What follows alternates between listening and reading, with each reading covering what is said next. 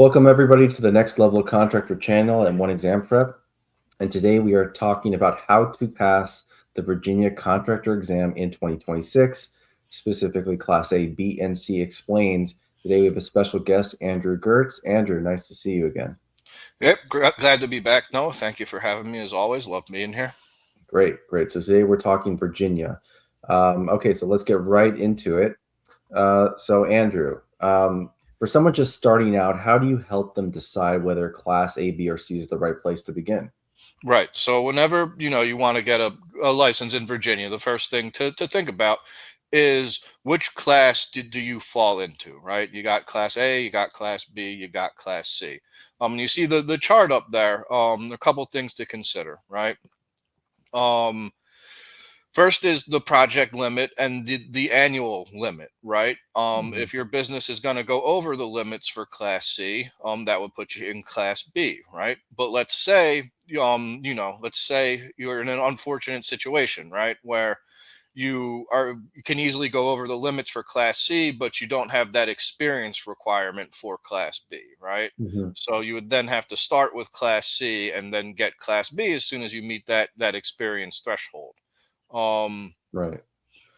What about how project size and annual limits come into affect a contractor's earning potential depending on those classes?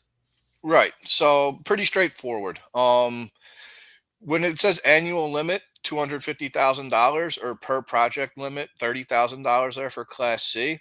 Hmm. That's the dollar amount of the contracts and the amount of the contracts added up. So that's not your profit, right? So depending on what your margins are on your materials, your labor, things like that, the actual earning potential, that doesn't mean you're going to earn 250,000, right? That's Right. the limit of the contracts you can perform in that year. Hmm. Okay, got it. Understood. So why do Class A and B licenses require more experience and financial strength compared to Class C? You're dealing with larger dollar amounts, right? Mhm. There's more exposure for you as a business owner running a company, and also your client. So the state wants to make sure that you've been around the block and you're not just flying by night. It's kind of a way to. It's not perfect, but it's one of the ways they check everything, keep everybody safe. Right. Okay. So let's talk about the business exam. So why does Class A require all three portions? Class B only requires the general and Virginia portions. Yep, it's back to the money again, more money, more responsibility. So class C, that's kind of like your entry level, right? They're only Hmm. looking for 2 years experience. Um you don't have to provide that project reference. So class C is the door, right? You can get in the door, which is actually one of the nice things about Virginia. They give you that door that most folks can get into. A lot of states we won't get into it, but as you know, Noah, there's a lot of states where there's no door that's easily opened. Right. It's Right. tough to get into the game. So Virginia's nice. It gives you the class C to get into the game, Hmm. so to speak, and there's no business exam requirement. But then class B, the dollar amounts of your projects are going up, right? There's more money on the line, there's more risk. So the state wants to be sure that you're responsible. You understand these laws and procedures as it relates to the business. And then the same thing with Class A, just the next level. Now we're talking, unlimited scope of the contract, right? Dollar amount. So they Hmm. want to make sure that you're a responsible person, you understand the laws. Right. So let's get into the business exam. We were just talking about that. So you mentioned using professionally highlight and tab books. So why do highlight and tab books have students so much, how much saving time compared to doing it themselves? Right. So these are open book multiple choice exams. The answers are in the books, right? Yeah, or in the case of the business exam, it will be two books. You see them pictured there, the NASCA book and that Virginia construction code, right? The trick is you got about 2 minutes and some odd seconds a question. So it's Mhm. finding those answers in those books before you run out of time. One of the best ways to do that is to have your book tabbed and highlighted to the most commonly referenced pertinent informations to your exam scope, right? Now, to highlight and tab the books properly to the exam scope neatly so it's actually legible and useful for you on exam day to do it the right way, um, you're looking at it's about 6 hours of labor there Mhm. preparing those books. And the thing with the tabs is they have to be permanently affixed, right? So it's not sticky notes. When the proctor at the PSI testing center goes to pull on those tabs, they cannot come off. So what that means is once you place a tab somewhere on that book, it's not going anywhere without damaging the page. Hmm. So somebody who's doing it, maybe they place a tab in the wrong spot. Now that tab's in the wrong spot, and that tab's always going to be in the wrong spot because there's no getting rid of it. Right. Right. You talk about using exam simulators that replicate PSI. So, what makes PSI style exam simulators so important for passing on your first try? So the big thing is the time, right? It's the time.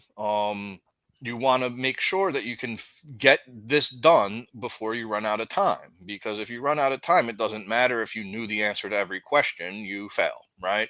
So being in a simulator that is timed, and time goes faster when you're kind of under that stress, right? It's to train yourself to become a master of referencing these books and doing it in the time that is allowed to you. So when you do go to test on exam day, there's no nerves there because you've already Mhm. done this. You've done this potentially dozens of times in a course with exam simulators where you're just doing it one more time.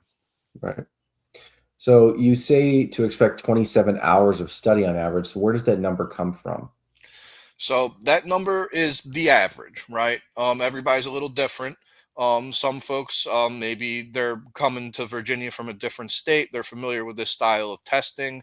Some folks, maybe they just have a strong, business background, or the actual skill of an open book multiple choice exam is something that they're predispositioned to, right? Other Hmm. folks, maybe it's the opposite, and it has no bearing on how well you're actually going to run a business or do your job. It's just, are you good at this type of exam or not? So Hmm. 27 hours, it's the average, and that's an hour and a half a night, 4 nights a week. If you do that, 98.7% of people pass the exam. Right. Okay. Good point. All right. So, I guess you're supposed to tell me what are we looking at here. Let's play Right. this. So we just this is a course for the business law exam. This is what we give you at one exam prep if you're a student of ours. Hmm. So what we're looking at is the list of modules. The first thing the course is going to do is lay the foundation. You see their strategies for test Hmm. taking techniques, right? Hmm. You'll notice it says highlighting and tabbing. So we send you the books tabbed and highlighted, or we recommend you purchase them from us tabbed and highlighted. You can, of course, do it yourself. But whether you do it yourself or you got it done already, you want to review those instructions books in hand. Step one to building the muscle memory. Where is the most commonly referenced pertinent information in this book, right? Hmm. You can go ahead and play the video a little bit now. So now we're going into the simulators we were discussing, and we're going to see how those work. So you'll notice it is going to time you, grade you. And what's really cool about the simulator, you'll see here, we got that question wrong. And it told us the exact location we would have found the correct answer. It's all about building that muscle memory. And what's great about seeing that location right after the question is you make that connection in your mind while that question's still fresh. And you Hmm. see here, math question, we break down the math for you. Hmm. We tell you the page number where you'd find the formula where it's explained, and then how to apply it. Right. So these simulators are excellent. And general rule of thumb, if you're taking our simulators and 80% or better, you're finishing under the time limit, that's a sign you're ready. Take the test with confidence, expect to pass the exam. Got it. Okay. Okay. Very good. All right. Um, so, let's talk about the application now. So, why now there is a 8-hour pre-license course in Virginia. Uh, Tell me a little bit about that and what mistakes do you see people deal with on that? Right. So, Virginia, whether you're doing Class A, Class B, or Class C, everybody has to complete that pre license course, right? That's a requirement. You have to have that done before you submit the application, or they just kick the application back to you. Hmm. If you're Class A or B, before you submit the application, you're also going to want to have that business and finance exam, business law exam done, right? So, Class C, it's 8-hour pre license course. Class A or B, it's business law exam and 8-hour pre license course before application. And then you submit the application for your specialty. Got it. When it comes to organizing financials, how do contractors decide between showing net worth versus using a bond? Right. So it's going to depend on a couple different things, right? One will be the class that you're going for and how long the business has been established, right? Um, if you noticed on the chart on the very first slide, there was the financial requirements for each class, right?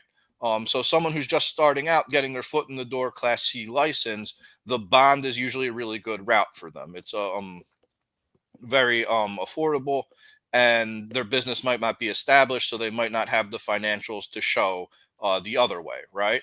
Whereas someone who's going for a Class A, an unlimited license, um, that bond would be much more costly. And if they're going for unlimited, the business is already established. They might be able to show the financials to satisfy that net worth requirement without having to pay for the additional bond. And how early should you set up your business entity? So that's a great question, right? Um, a lot of folks, they say, well, you got to pay to incorporate. There's a few fees involved, right? So let me just put that off until I absolutely need it for the application. Which I get that line of thinking. It's very logical. It makes a lot of sense, but it's not always the best way to go about it. Because the one thing you want to consider when you're starting a business or when you're in business is having that business aged gives you a lot of benefits. You can once you have the business set up, you can start getting Google reviews and Yelp reviews right now, right? Um, so that would be reason number one. Reason number two would be for things like insurance and financing from banks, other financial institutions. You get better rates and you get better offers when the business has some age behind it. Um, so Right. I would always recommend get the business set up as early as possible, and take advantage of those benefits. So by the time you are licensed, the business is qualified. You're already beginning. The wheels have already been turning on the Mhm. back end to kind of set you up for success. Right. So you emphasize that experience verification has to be worded exactly how the board wants. Can you explain what that means and why the wording matters so much?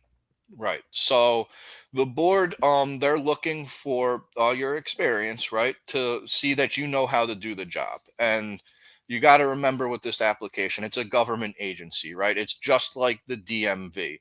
You give them too little, they say, this is no good, go back, try again. You give them too much, it overwhelms them. They say, this isn't what we're looking for, go back and try again.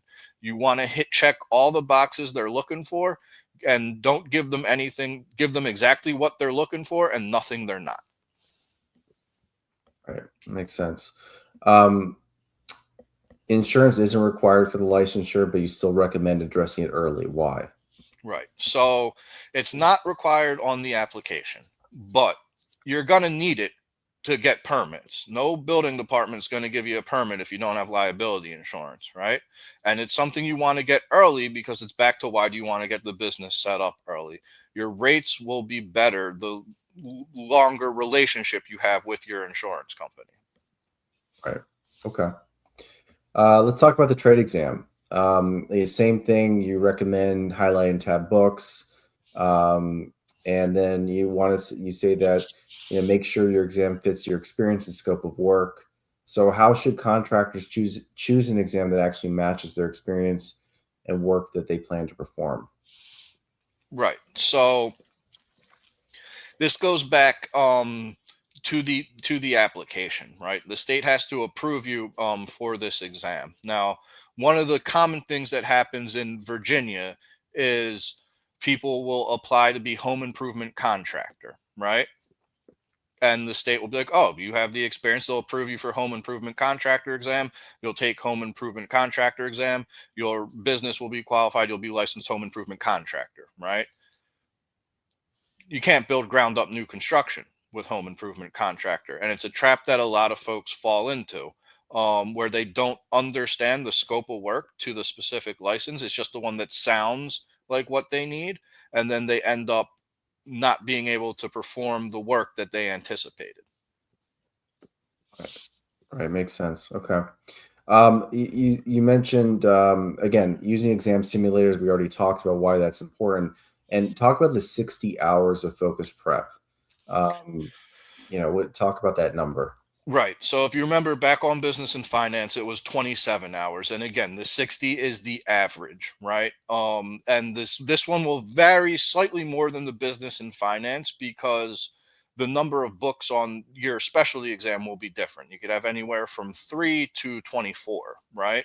Um, so that number will vary a little bit, but it goes to an hour and a half a night, 4 nights a week for about 8 weeks. And again, if you do that with that 24 book exam, that NASCA exam, you'll pass that exam. um we have the numbers. We've been doing this 15 years. We That's what works, right, for everybody.